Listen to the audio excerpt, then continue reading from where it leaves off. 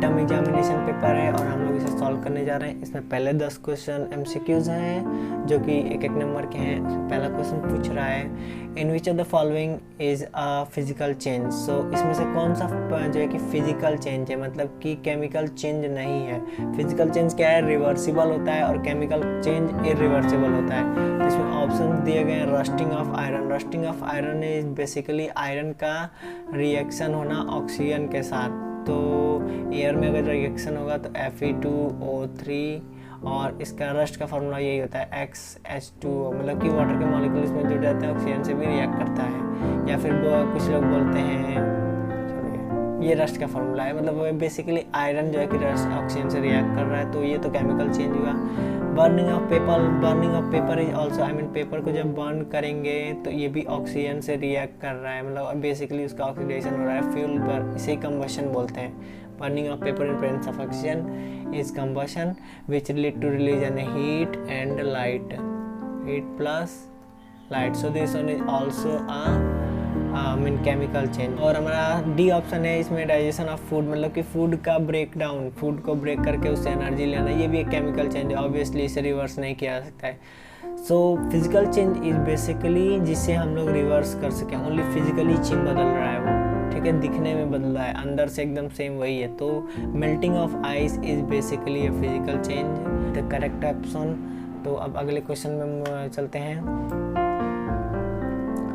SI unit of force क्या है। Force का SI यूनिट सबको पता है कि क्या होता है, न्यूटन, और इसका यूनिट है न्यूटन। अब इसमें अगला क्वेश्चन पूछ रहा है which tissue connects muscle to bones. Muscle to bone, muscle to bone कौन कनेक्ट करता है, लोग कन्फ्यूज, ये होता है, एक है ये लिगामेंट, लिगामेंट कनेक्ट करता है bone to bone. Cartilage, cartilage जो है कि बोन्स की एंडिंग पे पाया जाता है। एरियोलर टिश्यू भी नहीं है क्योंकि एरियोलर को लाइट कनेक्टिव टिश्यू बोलते हैं। कि एरियोलर टिश्यू जो है कि स्किन के नीचे होता है, इसे लूज कनेक्टिव टिश्यू बोलते हैं। तो बचा कौन सा, tendon. So this one is your answer, tendon is your answer. So अगला क्वेश्चन देखते हैं। The smallest unit of life is, the smallest unit of life क्या है, इसमें सेल है, ऑब्वियसली ये तो होता है, cell is the structure and functional unit of life.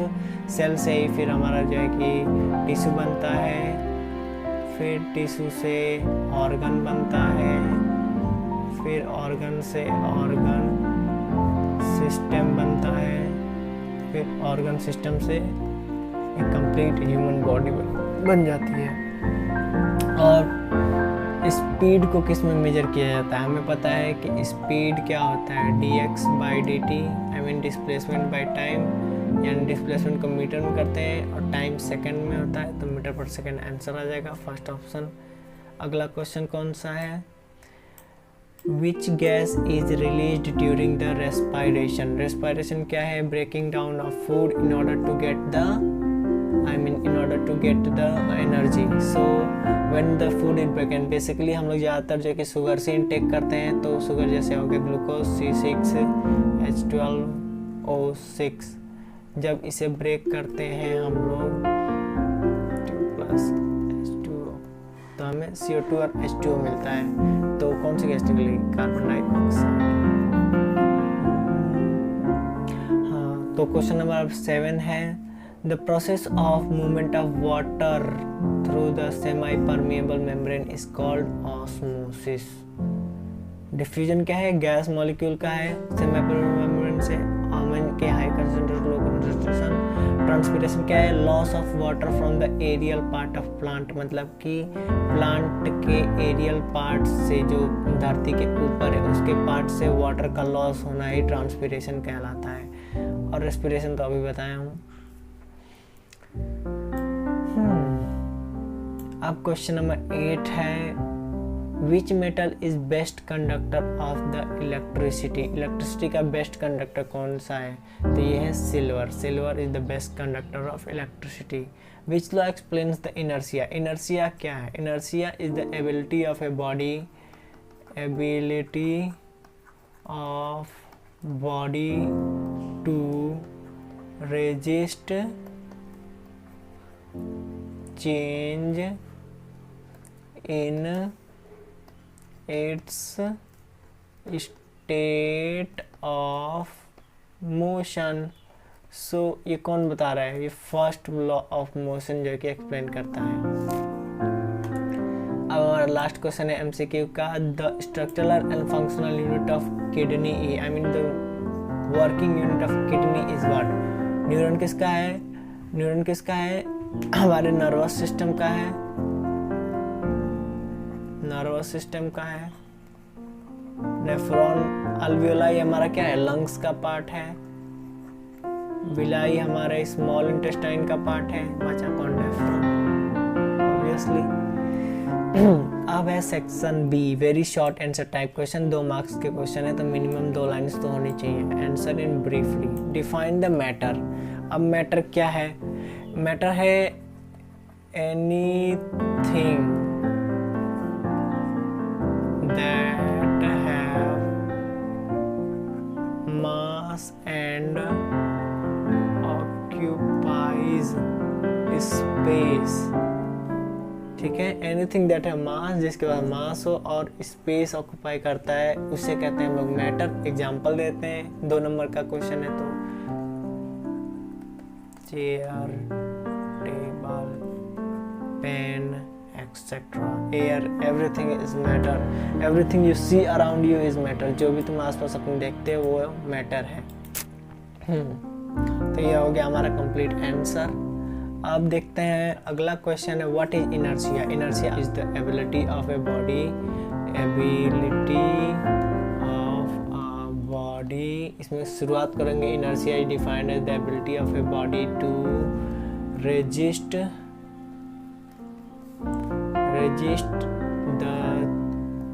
Change in its state of motion। state of motion, अपने motion को चेंज करने में जो है कि रेजिस्ट करेगा। अगर वो रुका हुआ है तो रुका हुआ ही होना चाहेगा, और अगर मूव कर रहा है तो मूव ही करना चाहेगा। इसे इनर्शिया कहते हैं। ये एक प्रॉपर्टी है हमारे बॉडीज की। अगला क्वेश्चन है, name 2 types of plant tissue. हमें पता है कि जो प्लांट टिश्यूज हैं 2 टाइप्स के होते हैं। सब प्लांट टिश्यू 2 टाइप्स के होते हैं। एक होते हैं डिवाइडिंग सेल, जिन्हें हम लोग मेरिस्टेमेटिक टिश्यू बोलते हैं, और दूसरा होता है परमानेंट टिश्यू। मेरिस्टेमेटिक में आते हैं intercalary, apical and lateral. Permanent में आते हैं simple and complex. Permanent tissues are also of 2 types, simple and complex. Simple ones include, इसमें आते हैं parenchyma, collenchyma, sclerenchyma. Parenchyma,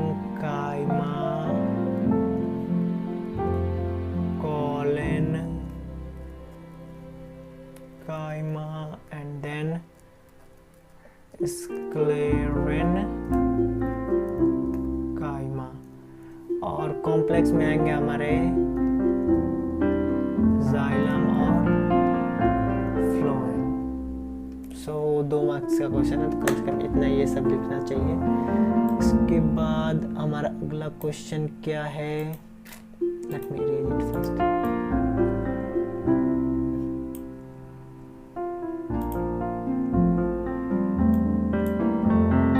tissue हो गया। अब अगला हमारा क्वेश्चन है कि right the chemical formula of calcium carbonate. Question number 14। तो कैल्शियम कार्बोनेट का क्या है? इसके नाम में देखो ना, सिंपल सा है, calcium and carbonate, Ca plus carbonate group CO3 group, calcium की वैलेंसी +2, इसकी वैलेंसी -2, CaCO3 आंसर हो जाएगा।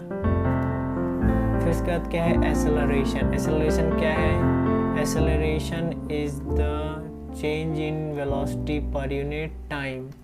ठीक है, इसका फार्मूला ये हो जाएगा, I mean final velocity minus initial velocity upon में final, T final, T initial.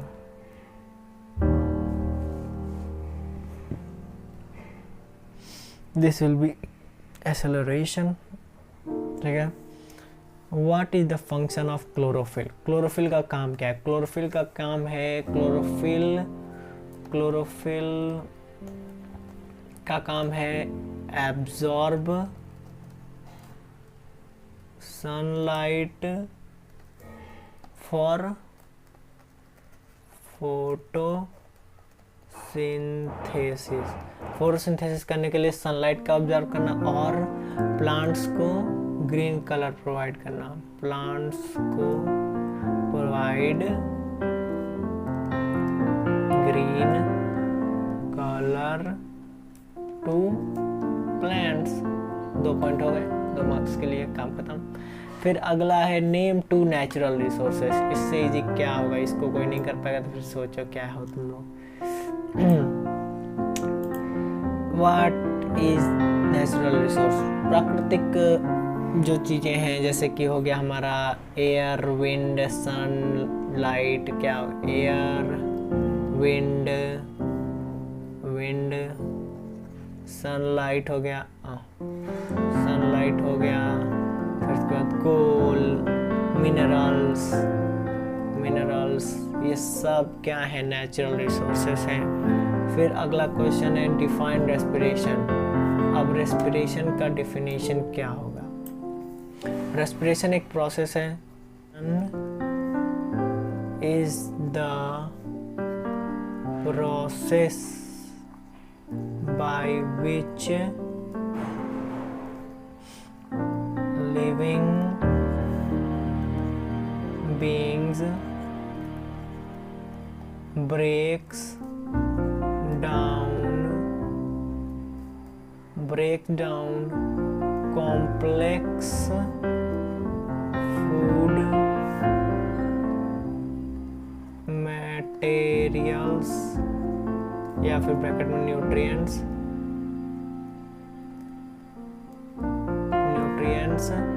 Into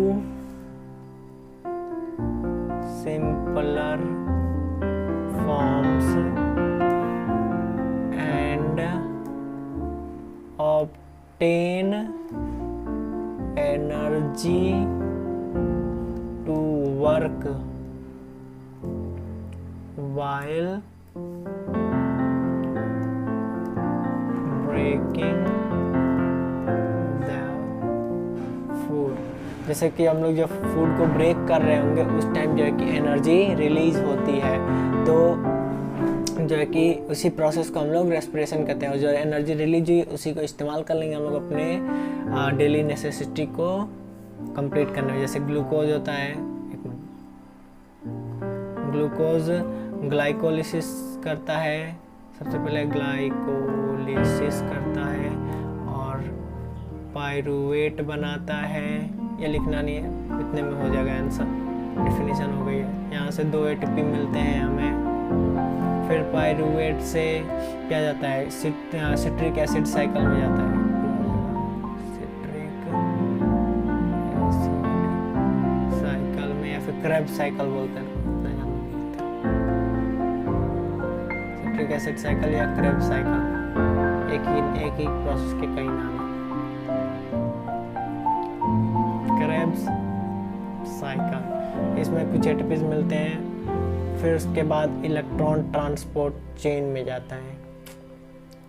मतलब इस तरह जो है कि टोटल जो है कि है, इससे जो कि ब्रेकर सिंपल फॉर्म में ब्रेक करते करते उससे एनर्जी निकालते रहता है ग्रेजुअली. एक ही बार में सारी एनर्जी नहीं निकल जाती है. प्रोसेस लंबी प्रोसेस है.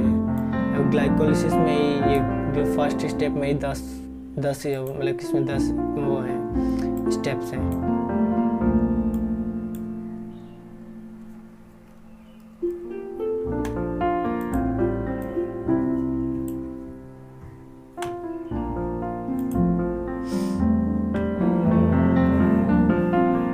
अब पूछ रहा है question number 19, what is the SI unit of work? Work क्या है? WR. Work is force into displacement. Force is mass into acceleration dot dx is equals to mdv by dx हो जाएगा। और क्या हो जाएगा, m वेलोसिटी क्या होता है, dx बाई dt अपॉन में dt डॉट dx हो जाएगा। इसका क्या मतलब है कि m l square T minus 2 या फिर वही m l square T minus 2 मतलब कि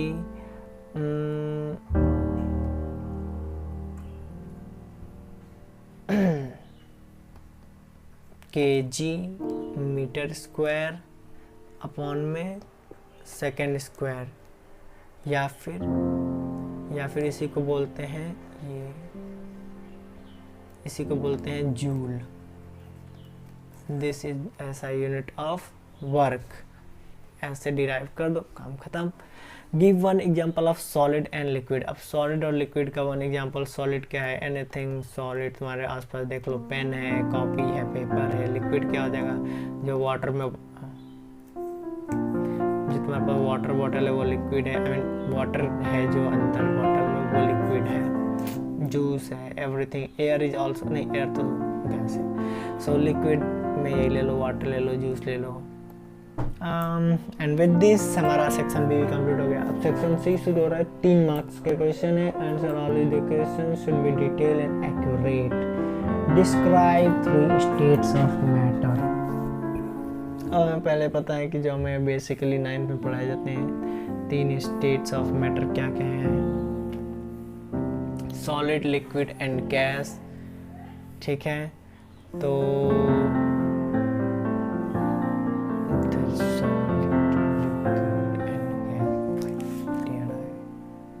सबसे पहले सॉलिड, फिर लिक्विड, फिर गैस।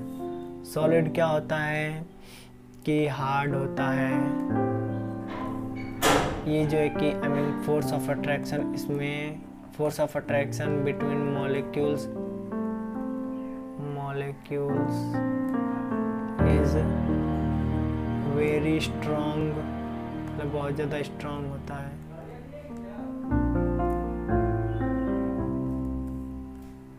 और क्या होता है कि इसमें जो है कि intercellular, inter atomic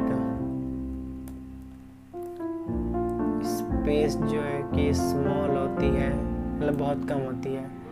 nearly small या नियरली एब्सेंट रहती है। नियरली एब्सेंट रहती है, इतना ही लिख सकते हैं। और क्या लिखें, और भी लिख दें। इनका फिक्स शेप और वॉल्यूम रहता है, ये भी लिखो।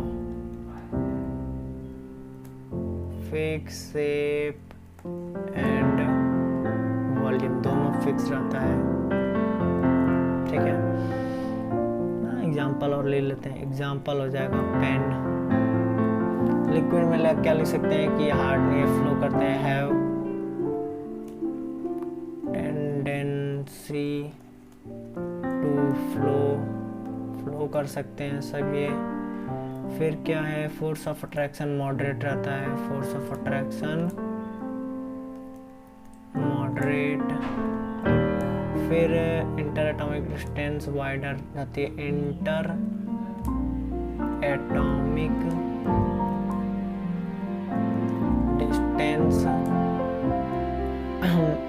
प्रेजेंट रहती है, लाइन में भी रहती है, सॉलिड से ज़्यादा रहेगी। इनका वॉल्यूम तो फिक्स रहता है, वॉल्यूम फिक्स रहता है, but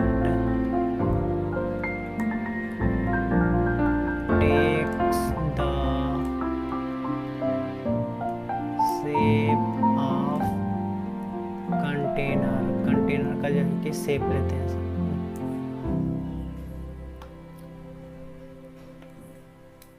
take the shape of container. ठीक है, इसका एग्जांपल ले लो, water juice.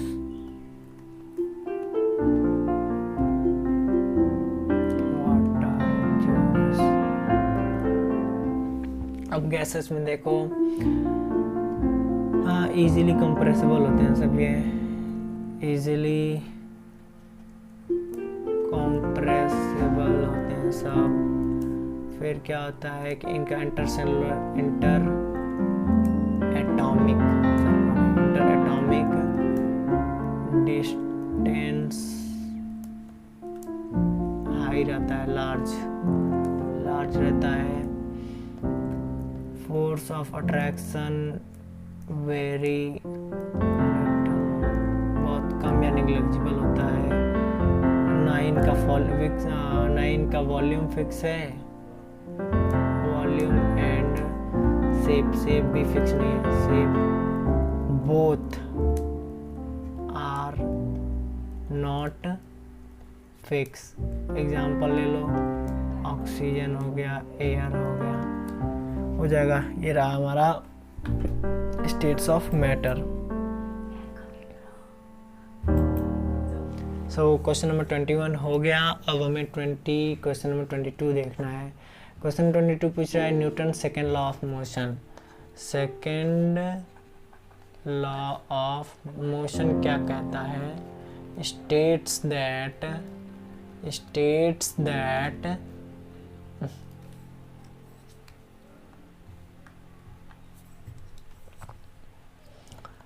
the rate of change of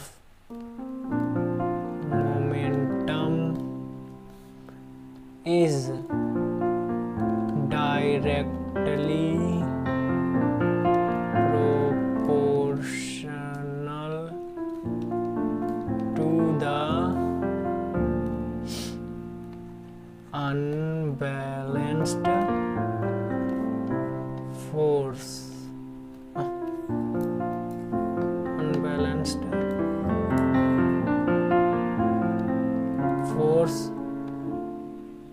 on the body। इसका क्या मतलब है कि जो फोर्स है directly proportional rate of change of momentum के।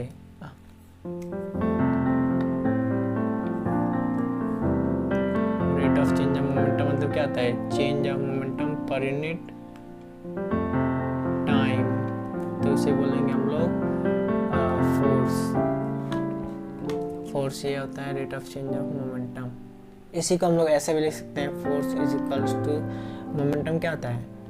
मास इनटू वेलोसिटी इनटू टाइम, यानी dv/dt क्या होता है? Mass into acceleration. तो सेकेंड लॉ ऑफ मोशन हमें एक फोर्स का इक्वेशन देता है। हो गया?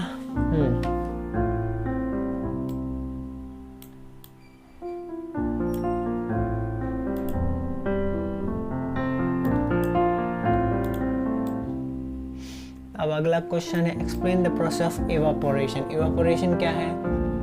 Evaporation it is the process of conversion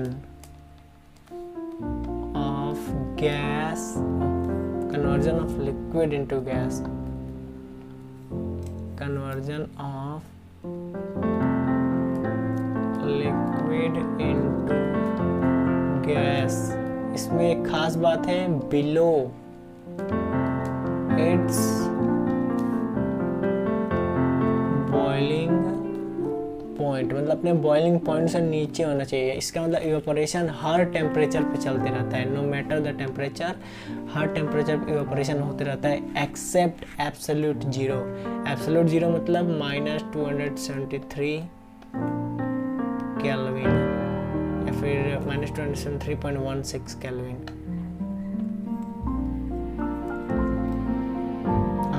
not Kelvin, degree Celsius. Zero मतलब एब्सोल्यूट जीरो मतलब कि 0 केल्विन। 0 केल्विन मतलब -273.15 डिग्री सेल्सियस। इतने टेम्परेचर पे जो कि सब कुछ रुक जाता है, तो इवेपोरेशन भी रुक ही जाएगा। ठीक है, अब ये हो गया हमारा क्वेश्चन नंबर 23 भी हो गया। क्वेश्चन नंबर 24 क्या है? Photosynthesis and what is its importance.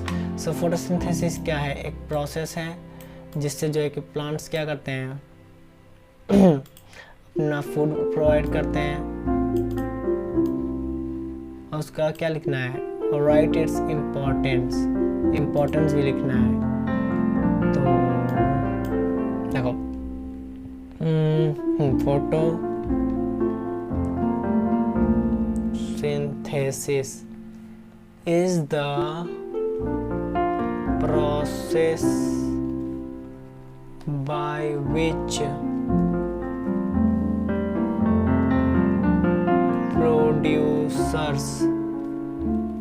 producer mainly green plants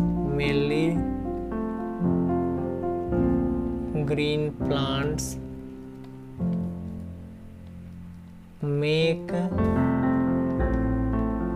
their own food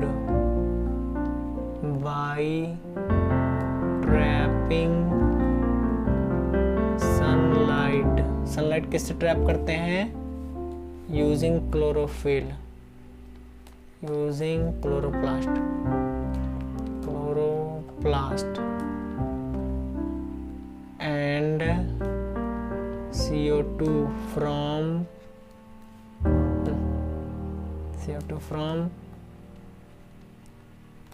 atmosphere। ठीक है, ये होती है फोटोसिंथेसिस। इसका क्या होता है, 6 CO2 प्लस 12 H2O। सनलाइट के प्रेजेंस में होता है। And C6H12O6 plus 6O2 plus 6H2O release होता है। ठीक है,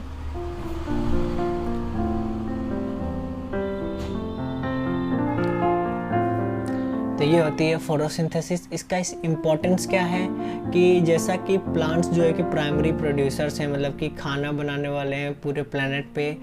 सबसे फूड चेन में सबसे पहले यही आते हैं। As the plants are primary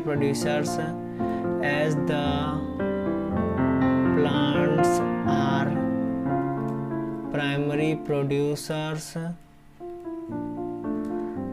on earth, the food made by them keeps all other organisms alive। जिसके मतलब कि बाकी सभी जीवों को भी खाना तो चाहिए ही। तो मतलब सबसे पहले क्या है कि तुम जैसे कार्निवोरस जो में होते हैं, सबसे पहले प्लांट्स को कौन खाता है, डियर को कौन खाएगा, टाइगर। तो जैसे कि कार्निवोरस एनिमल है जो सिर्फ मीट भी खाते हैं, वो भी प्लांट की ही एनर्जी को लेते हैं। ठीक है, वो सन से जो लाइट एनर्जी आ रही है उससे फोटोसिंथेसिस जो कर रहे हैं प्लांट्स, वो उसको डियर खाएगा, वो एनर्जी डियर के पास जाएगी, फिर उस डियर को खाएगा तो टाइगर को मिलेगा। सो जो इवेंचुअली जो फूड बनाया है वो फूड प्लांट ने ही बनाया है, वही फिर ट्रांसफ़र हो रहा है बाद में। तो इसीलिए जो है कि प्लांट फोटोसिंथेसिस बहुत इम्पॉर्टेंट है। और फिर उसके बाद लोग एफॉरेस्टेशन करने को भी कहते हैं, मीन्स प्लांट्स लगाओ, इसीलिए कहते हैं। नहीं लगाएंगे तो मारे जाएंगे।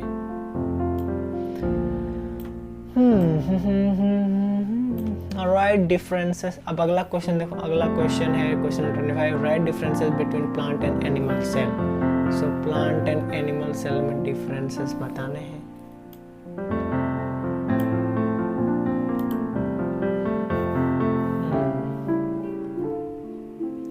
तो प्लांट एंड एनिमल सेल में डिफरेंस पूछा जा रहा है, तो मतलब 3 ही बताने हैं, तो ज़्यादा नहीं बताएंगे, 3 ही बताएंगे, ज़्यादा से क्यों बताएंगे। Plant cell, animal cell. Plant cell के पास क्या होती है कि हैव सेल वॉल। इसमें क्या होती है, सेल वॉल क्या होती है, एब्सेंट रहती है, नहीं रहती है। इसके पास क्या होता है, सेंट्रोसोम प्रेजेंट रहता है। इसमें क्या होता है, सेंट्रोजोम एब्सेंट रहता है। और प्लांट सेल के पास क्या होता है, क्लोरोप्लास्ट रहता है, क्लोरोप्लास्ट प्रेजेंट, क्लोरोप्लास्ट क्या होता है इसमें, नहीं रहते हैं।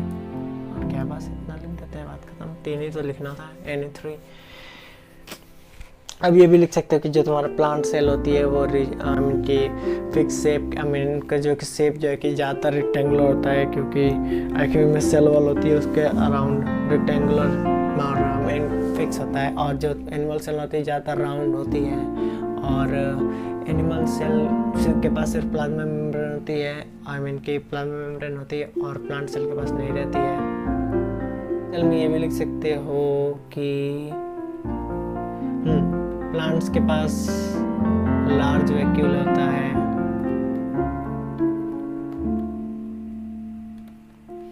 और एनिमल सेल में हैव मेनी स्मॉल वैक्यूल्स, कि इसके पास एक सेंट्रल लार्ज वैक्यूल होता है, इसके पास बहुत सारे स्मॉल वैक्यूल्स होते हैं।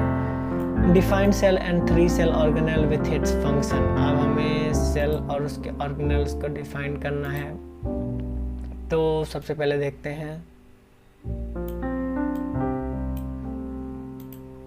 तो सेल क्या है, सबसे पहले देखें। सेल इज द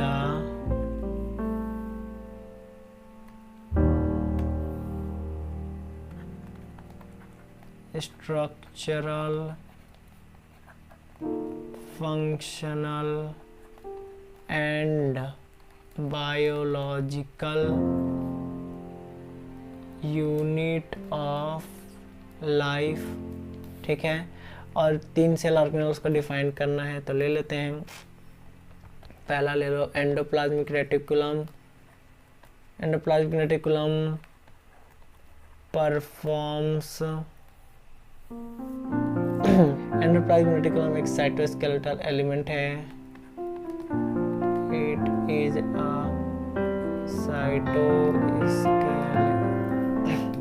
थोड़ा इतना इम्पोर्टेंट नहीं है।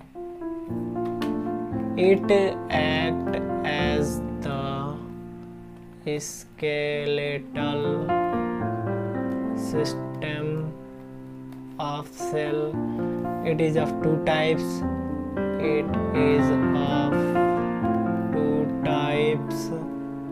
फर्स्ट है RER, रफ एंडोप्लाज्मिक रेटिकुलम, जो कि प्रोटीन सिंथेसिस करता है। और सेकंड है स्मूथ एंडोप्लाज्मिक रेटिकुलम, जो कि लिपिड फॉर्मेशन करता है। लिपिड क्या बनाता है, फिर सेल वॉल बनाता है, प्रोटीन जो कि बाकी जो कि काम कराता है सेल्स के। फिर अगला क्या है, सेकंड है राइबोसोम्स। मान लो राइबोसोम क्या आते हैं, प्रोटीन फैक्ट्री या सेल के protein factory of the cell. ये भी 2 टाइप्स के होते हैं। प्रोकैरियोट्स में 70S राइबोसोम मिलता है, और यूकैरियोट्स में 80S राइबोसोम मिलता है। और क्या तीसरा ऑर्गन ले लो, कौन सा, माइटोकॉन्ड्रिया ले लो। Mitochondria is the power house of the cell.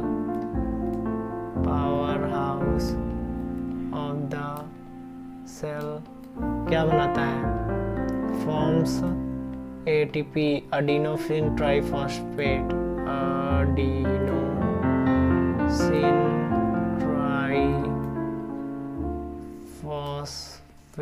अडीनोसिन triphosphate बनाता है। इससे ज़्यादा क्या लिखेंगे, बस बहुत है इतना।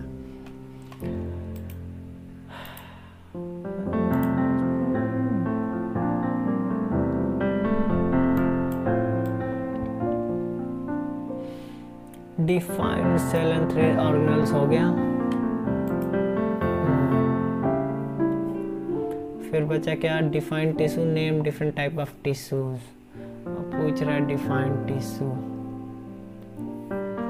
अब टिश्यू क्या है, टिश्यू इज अ टिश्यू क्या है? Tissue is a group of cell, ठीक है, a group of cell which function together to perform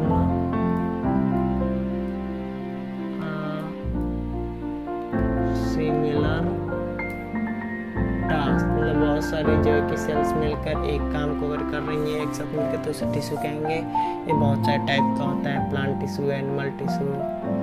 first का क्या है? प्लांट टिश्यू, फिर होता है एनिमल टिश्यू।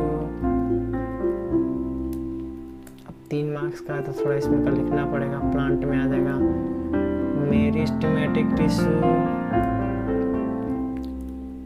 और क्या है? Permanent tissue. फिर एनिमल्स में आ जाएगा,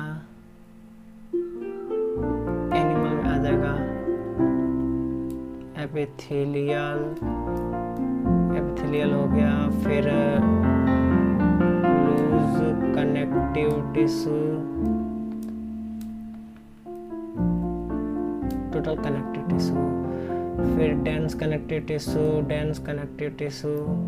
फिर क्या होता है? Fluid connective tissue. फिर क्या आ जाएगा? इतना बहुत है 3 मार्क्स के लिए। हाँ, एपिथेलियल को भी बहुत ज्यादा ब्रेक किया जा सकता है पर इतना बहुत है।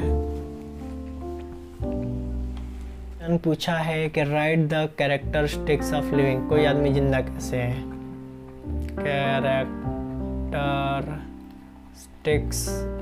ऑफ लिविंग,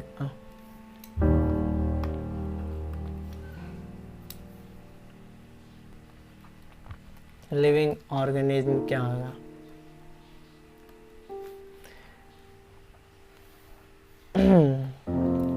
अब कोई जिंदा आदमी हो क्या कर सकता है? सबसे पहले क्या है? रेस्पिरेशन करेगा, respiration, breaks food to get energy. फिर क्या है? ब्रीदिंग करेगा, सांस लेगा, ब्रीथिंग करेगा।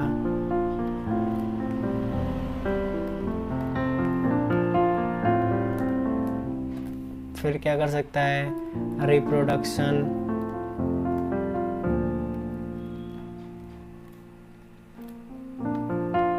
प्रोड्यूस,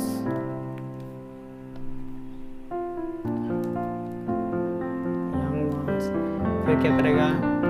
लोकोमोशन कर सकता है, लोकोमोशन मतलब कि इधर से उधर कहीं जा सकता है, मूवमेंट। और फिर क्या कर सकता है? एक्सक्रेशन, एक्सक्रेशन वेस्ट मटेरियल को एक्सक्रीट आउट करेगा थ्रू आउट वेस्ट मटेरियल। और क्या कर सकता है?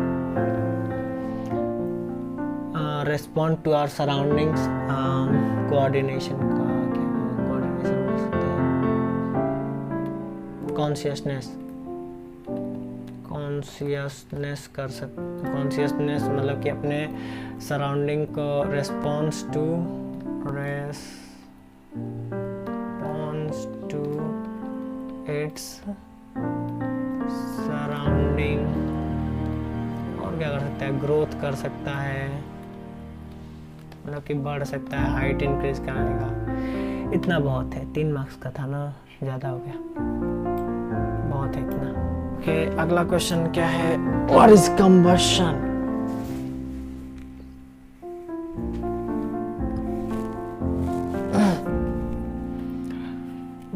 कंबशन क्या है? कंबशन इज द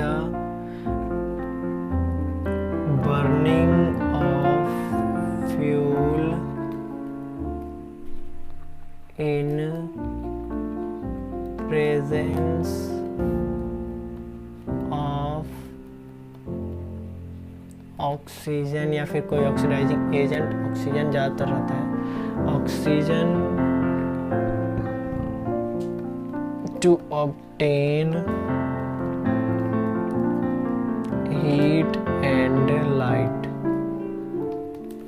और इसके दो टाइप्स हैं। टाइप्स में आता है कंप्लीट। कंप्लीट क्या होगा? जब when fuel is burned completely, fuel is burned completely. फिर होता है इनकम्प्लीट। इनकम्प्लीट इसमें जो है कि फ्यूल बच जाता है।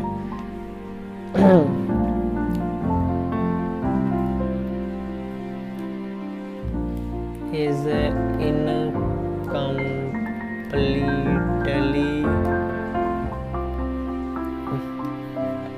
Fuel is incompletely oxidized. ठीक है, ये हो जाएगा हमारा कंबशन।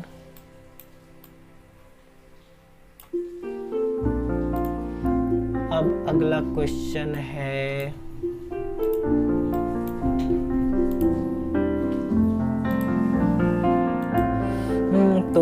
अगला क्वेश्चन क्या है? 30th है अगला क्वेश्चन। इसमें बोल रहा है कि explain difference between cell membrane and nuclear membrane.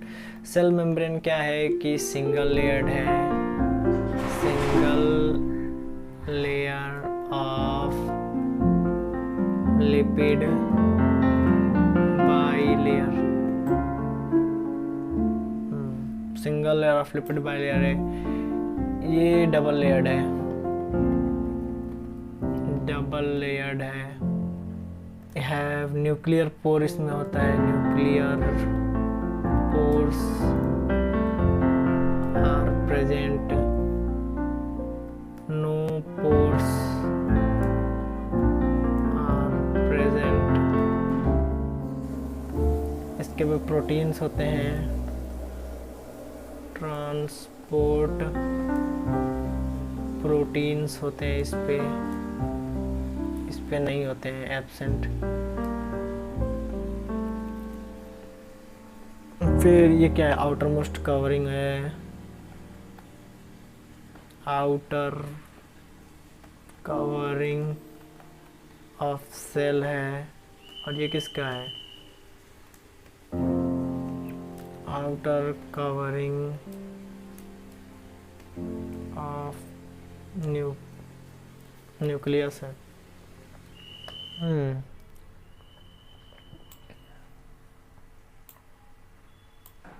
अब आ गए हम लोग सेक्शन डी की तरफ, जो कि है 4 क्वेश्चंस का है और इनको डिटेल में आंसर करना है। So explain the laws of motion with example. तो 31 क्वेश्चन का है laws of motion with example. So पूछ रहा है कि explain the laws of motion with example. सबसे पहले मोशन क्या है? व्हेन एन ऑब्जेक्ट, जब एक object changes its position with time, time के साथ अपनी पोजीशन चेंज करें, फ्रॉम अ रेफरेंस पॉइंट, एक रेफरेंस पॉइंट से, then the body is said to be in motion। तब से मोशन में कहेंगे। उसके 3 लॉज हैं, 3 वो हैं लॉज हैं। पहला लॉ क्या कहता है? First law of motion, first law of motion is law of inertia। A body tends to resist the change in its state of motion, and this property is called inertia. एक body है वो अपना state of motion change नहीं करना चाहेगा, अगर move कर रहा है तो मूव करना चाहेगा, अगर रुका हुआ है तो रुका हुआ होना चाहेगा, अगर अनटिल अनलेस पे एक्सटर्नल फोर्स ना लगे।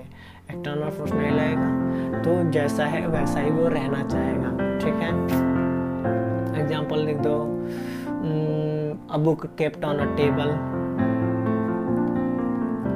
a book kept on a table will not move unless you pick it up। अपने से तो हिलेगा नहीं। फिर सेकेंड लॉ क्या आ जाएगा, सेकेंड लॉ ऑफ मोशन हमें फोर्स देता है, फोर्स का फॉर्मूला देता है। स्टेट कहता है कि the rate of change of momentum directly proportional है force, directly proportional to the force, unbalanced force on the body। सिर्फ फोर्स नहीं, unbalanced force on the body। जो एक्स्ट्रा एक्सेस unbalanced force है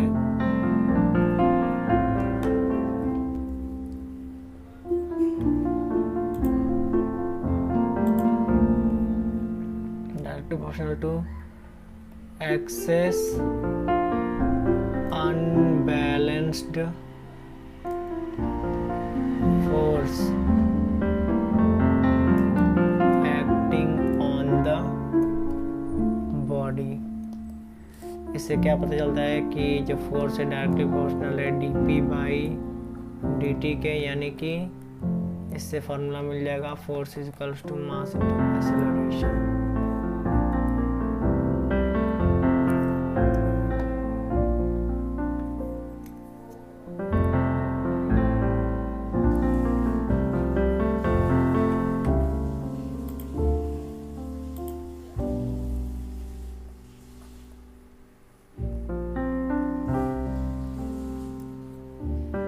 ठीक है, इसका एग्जाम्पल हो जाएगा कि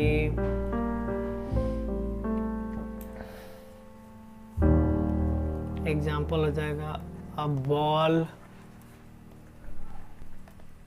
coming towards a fielder,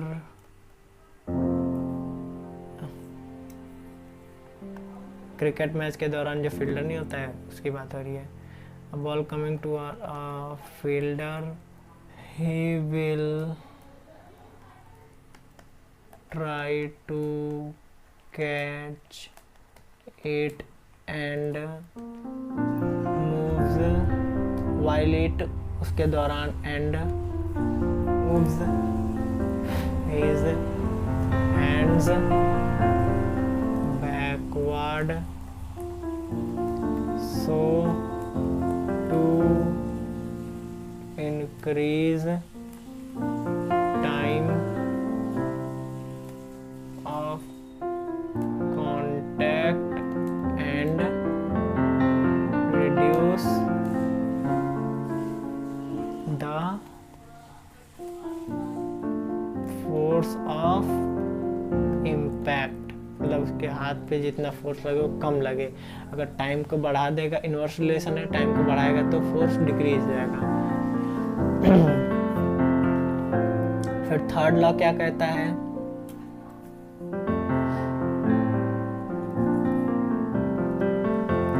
third law of motion,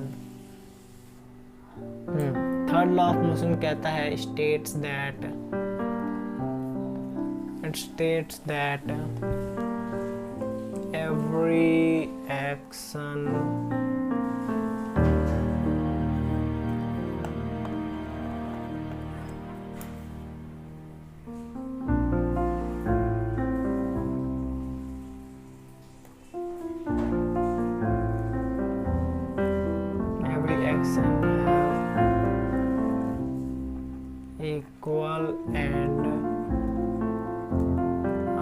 opposite reaction.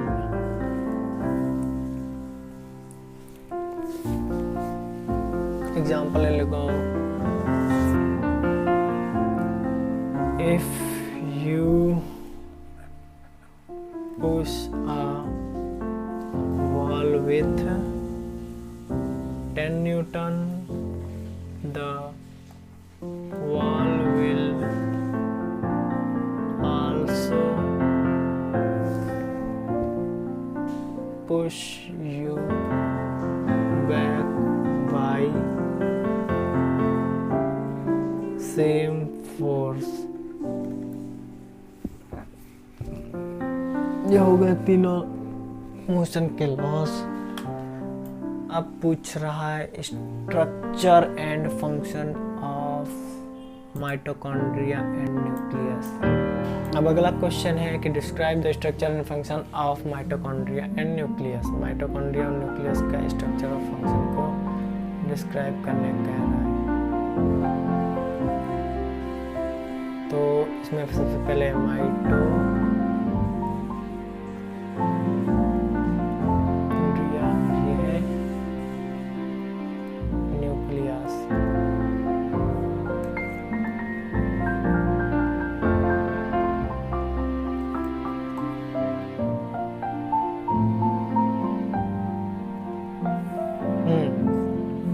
Mitochondria क्या है? तो mitochondria is a semi-autonomous cell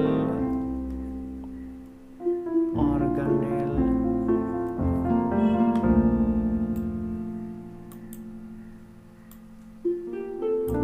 mitochondria एक सेमी ऑटोनोमस सेल ऑर्गेनेल है।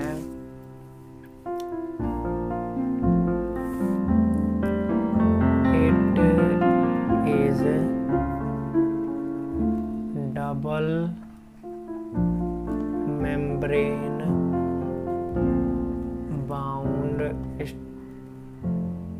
Organ, membrane bound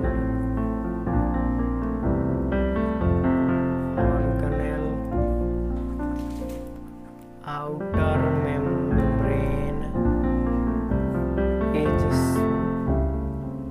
is smooth while inner membrane के पास have finger like enfoldings known as cristae. Mitochondria have own DNA and ribosomes, so इसीलिए जो है कि ये खुद का प्रोटीन फॉर्मेशन कर सकता है।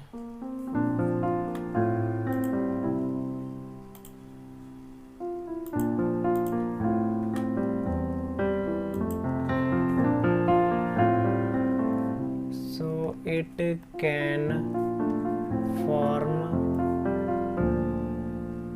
some of its proteins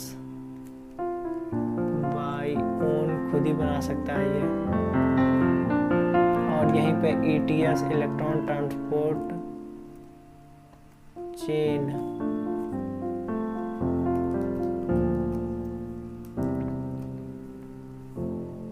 electron transport chain occur here, यहाँ पे इलेक्ट्रॉन ट्रांसपोर्ट चेन होता है यहाँ, जिसकी वजह से ATP फॉर्मेशन होता है।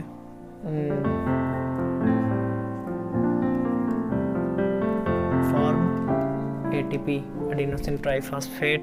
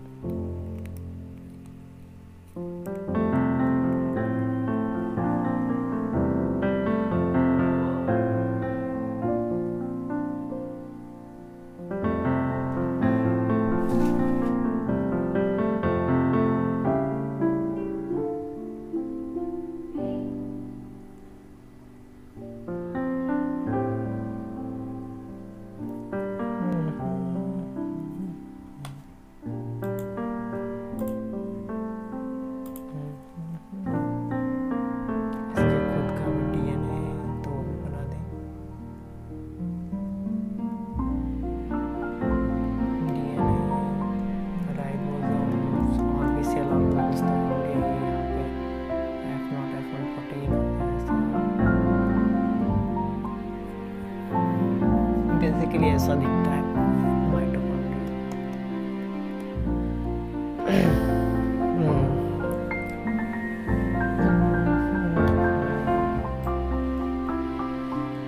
अब है न्यूक्लियस के बारे में।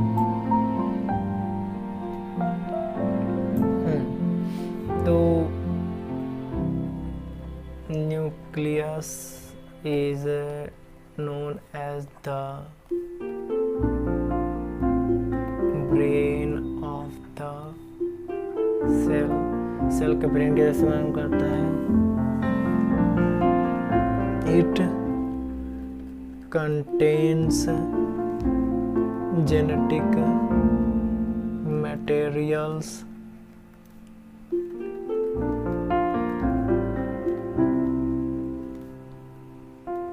inside it।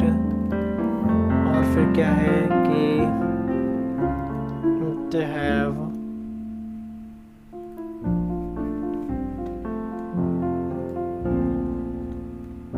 nuclear membrane with nuclear pores।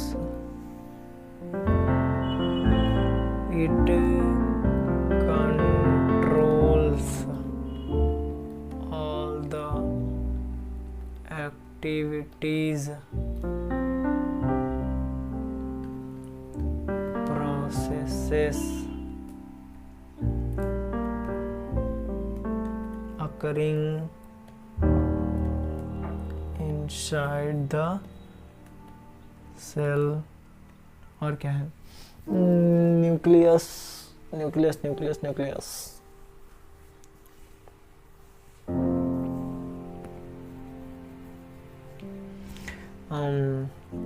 cytoplasm of nucleus is known as nucleoplasm। It have a function at a dense collection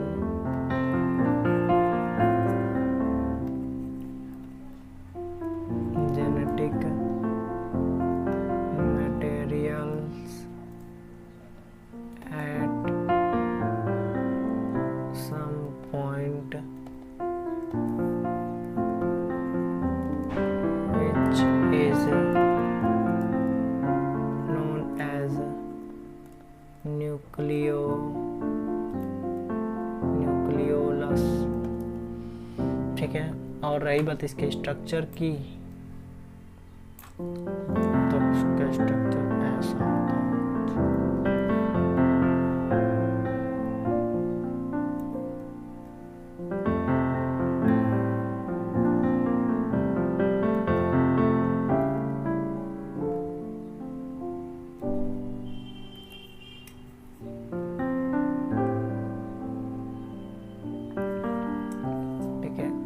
इसमें जेनेटिक मटेरियल्स होते हैं, जैसे यहाँ पे न्यूक्लियोप्लाज्म हो गया, फिर इधर थ्रेड्स, जब डिवीजन करना होता है तो क्रोमोसोम में बन जाते हैं सब।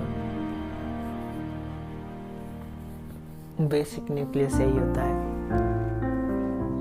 अच्छा, इसका नेमिंग कर दें, इसको बोलेंगे हम लोग न्यूक्लियर मेम्ब्रेन, इसको बोलेंगे न्यूक्लियर पोर, इसको बोलेंगे न्यूक्लियोलस, इसको बोलेंगे न्यूक्लियोप्लाज्म,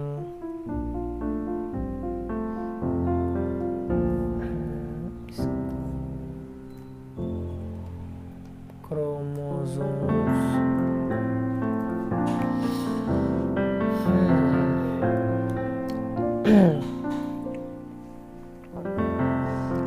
ये कंप्लीट करता है इस क्वेश्चन को, बहुत ज़्यादा बड़ा नहीं था, इजी क्वेश्चंस था।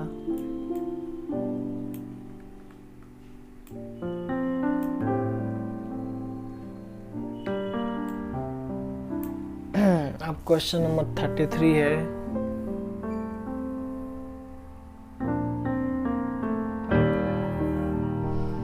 Differences between metals and non metals. सबसे पहले डिफरेंसेस और उसके बारे में लिखना है। Metals are lustrous, malleable, ductile, sonorous and hard substances. ठीक है। नॉन मेटल्स क्या है? नॉन मेटल्स आर non-ductile,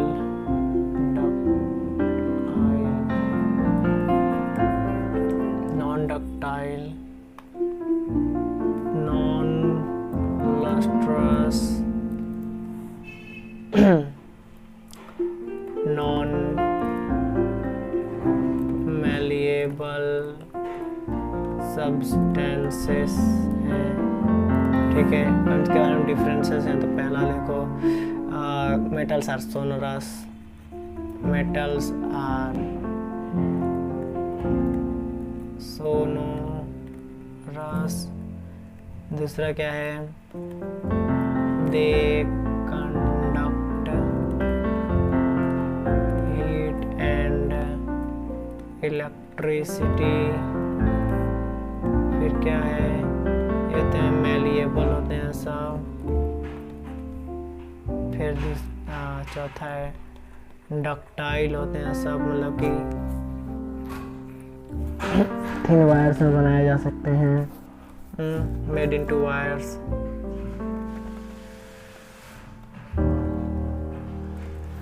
और क्या? Metal conductor, heat, electricity, sonorous, lustrous, easy to lose electron,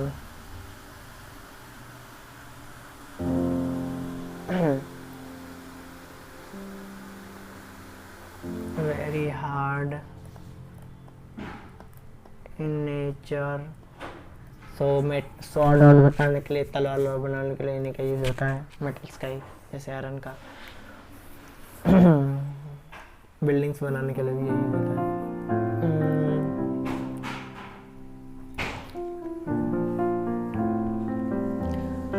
generally solid होते हैं सब accept mercury.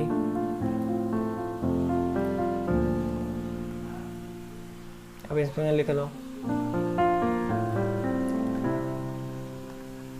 They are not sonorous. Sonorous मतलब रिंगिंग साउंड नहीं बनाते हैं सब,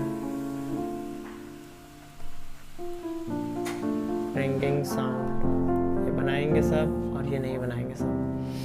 और क्या है? Do not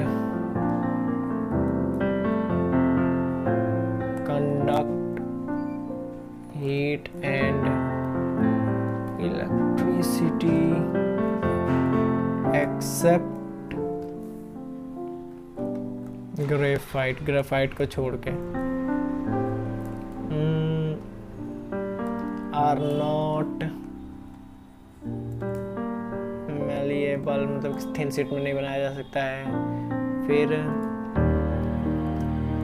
are not ductile,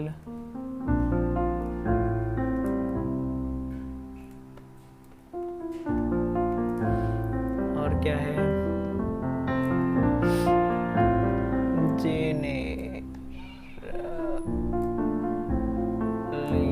soft होते हैं सब। क्या होते हैं? कैन बी सॉलिड, लिक्विड या फिर गैस भी होते हैं। एग्जाम्पल तो लिखा ही नहीं। एग्जाम्पल लिख लो, mercury, silver, iron, gold, mercury, और क्या है?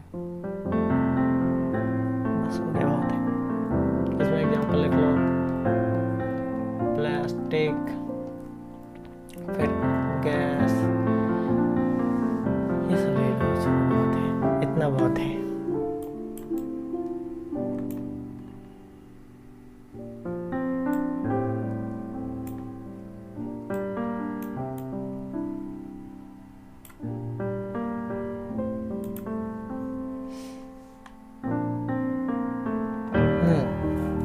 अब हमारा लास्ट क्वेश्चन बचा है, differences between agriculture and irrigation with suitable example. Agriculture and irrigation with suitable example, एक साइड है एग्रीकल्चर एंड इरिगेशन। सबसे पहले तो एक मतलब एग्रीकल्चर फार्मिंग का खेती, खेत में उगाना, उसे फार्मिंग बोलेंगे। और agriculture is overall practice of cultivating something, मतलब कुछ भी कल्टिवेट करना, जैसे मछली पालन हो गया, मुर्गी पालन हो गया, ये सब एग्रीकल्चर में ही इंक्लूडेड होगा। सो मोस्ट ज़्यादातर लोग जो है कि कंफ्यूज रहते हैं, तो इसलिए मैं क्लियर कर दे रहा हूँ सबसे पहले। सो लिखो, पहले डिफिनेशन लिख देते हैं। Agriculture is the science of cultivation in which we cultivate crops, animal husbandry, फिर fishes,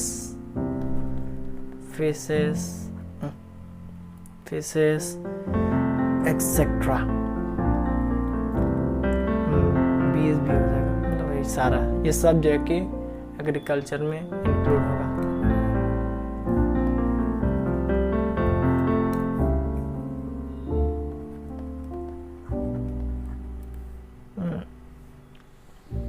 अगला पॉइंट लिखते हैं, second point. It is a very broad it includes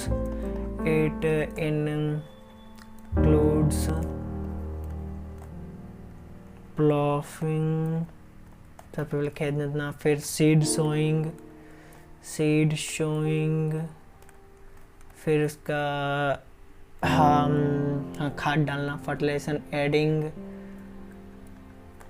adding fertilisers, फिर उसके बाद क्या आता है, इरिगेशन, फिर इरिगेशन के बाद हार्वेस्टिंग,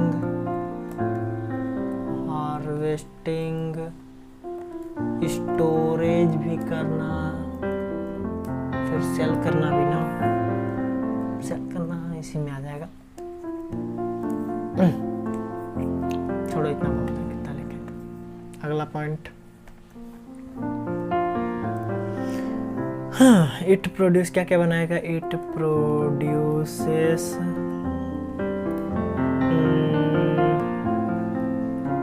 हनी बीज से हनी, फ्लैश, मीट, वही मीट, अनाज भी, और क्या क्या बनाएगा, और फाइबर या raw materials for secondary sector, raw material for secondary sector.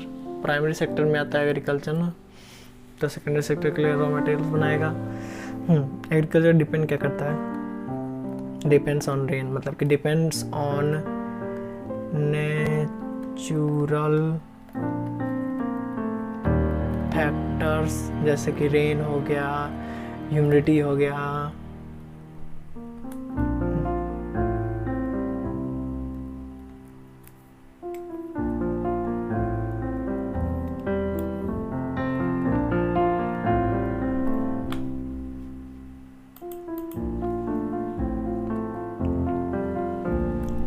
Humidity हो गया, सनलाइट हो गया, टेम्परेचर हो गया, इन सब पे डिपेंड करता है। And natural factors and humans, I mean कि humans, I mean artificial factors too, I mean कि ह्यूमन ही तो आखिर में वो करेगा, क्लॉथिंग ये सब पल्ले यही डालेगा, ह्यूमन ही करेगा। 4 हो गया ना, और लिखे 1 पॉइंट और क्या हो सकता है? प्रैक्टिस ड्यूरिंग, प्रैक्टिस किया जा सकता है इसको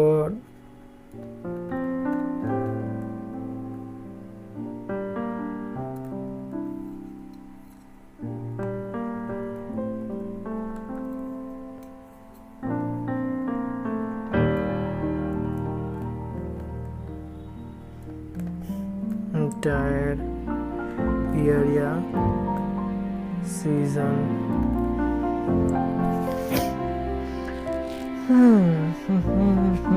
उसका एग्जाम्पल क्या क्या हो सकता है? फार्मिंग हो गया,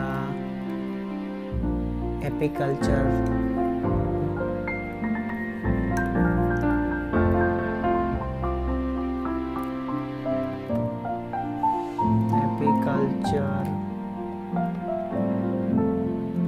सेरिकल्चर, फिर क्या है? एनिमल हस्बेंड्री,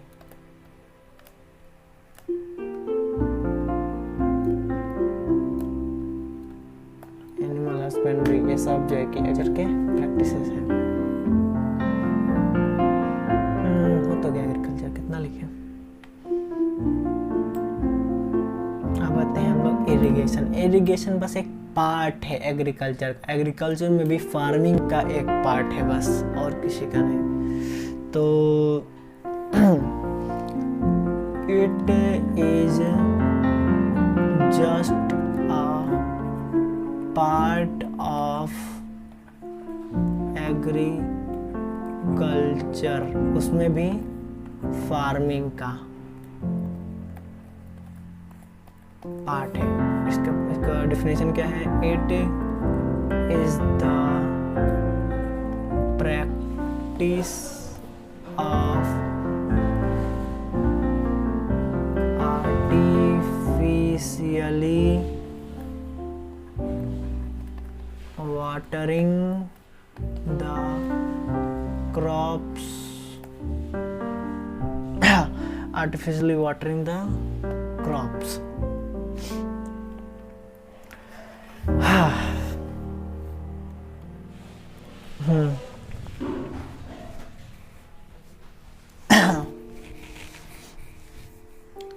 डिपेंड कैसे करता है? It depends on natural resources, water resources, rain हो गया नेचुरल रिसोर्सेस में, तो वही वाटर रिसोर्सेस पर डिपेंड करेगा। And done when the rainfall is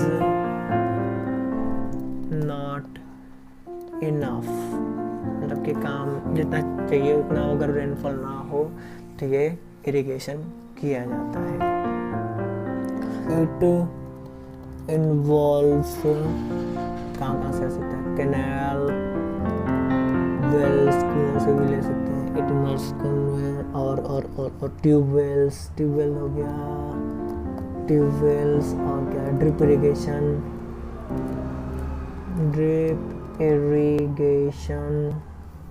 फिर स्प्रिंकलर्स भी लगा सकते हैं, स्प्रिंकलर्स, ये सब हो जाएगा।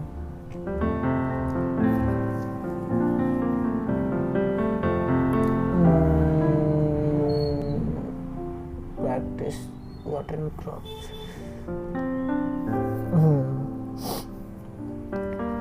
इसको कंट्रोल तो ज़्यादातर ह्यूमन ही करते हैं, सब मोस्टली कंट्रोल्ड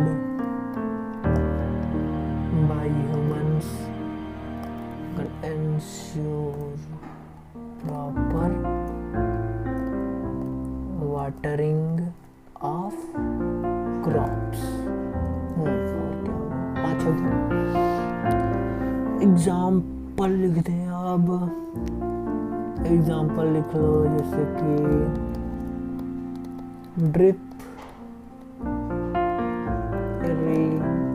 इरिगेशन, और क्या हो गया स्प्रिंकलर से या फिर पाइप्स के थ्रू, पाइप्स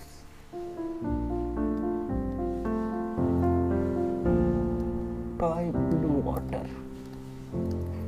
बहुत फेंकना, 10 नंबर 5 नंबर हो गया।